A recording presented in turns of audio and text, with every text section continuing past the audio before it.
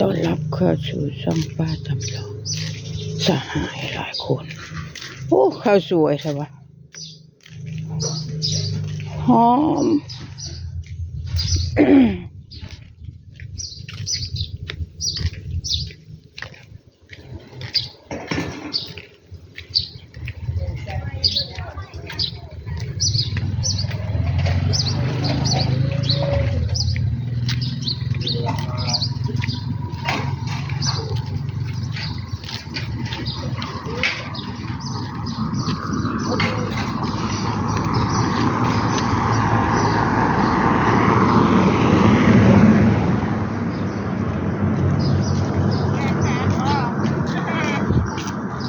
ไปแล้วปลาดำนะ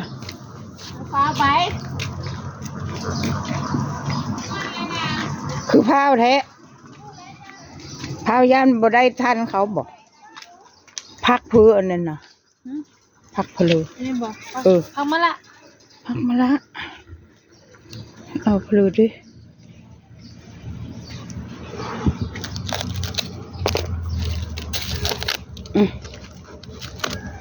ปลาทูแล้วก็อะไรอีกไอ้ชาวบ้านเนี่ยตัวละ5 บาทตัวละ5 บาทนี่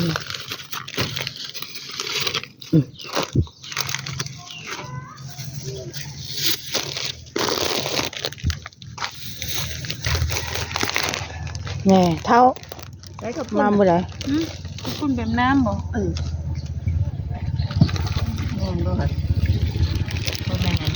มูน10 บาทมูหรือไส้คือไส้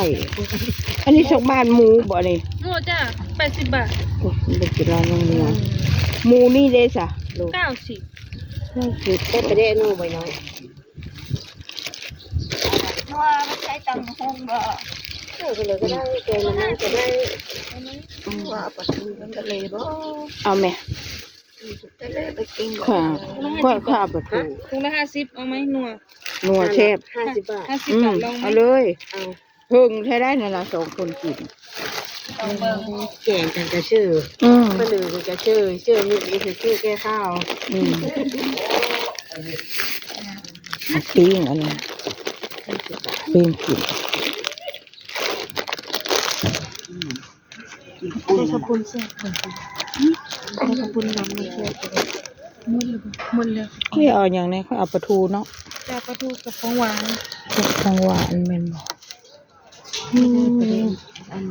ขอบคุณน้ำขอบคุณหมดแล้วนี่เอาขอบคุณ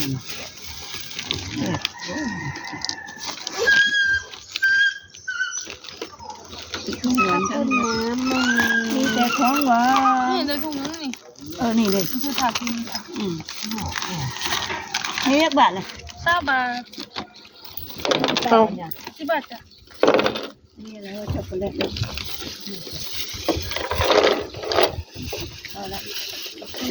ของค่อยสักบาทเลย35จ้ะ35 บาทนี่เลย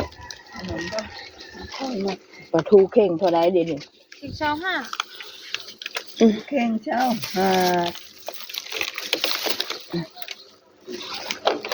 ว่าจะมาซื้อหมูตาลีบ่ทันซ้ำอิตาลีมันอยู่ข้างหลังนะตาลีโอเช็ดแมนบ่โอ้ยมันมีแมนนะเฮ้ยตาลีมาแต่เช้าเถอะ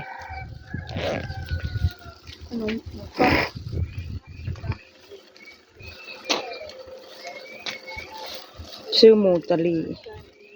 ซื้อปลาทู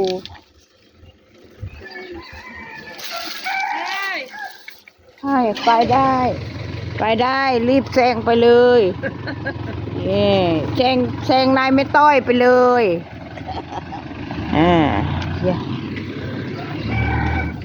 ใช่เลยตาลีตาลีเพิ่งไปจอดพุ่นเด้อมาจอดนี่ซะฮิบ้า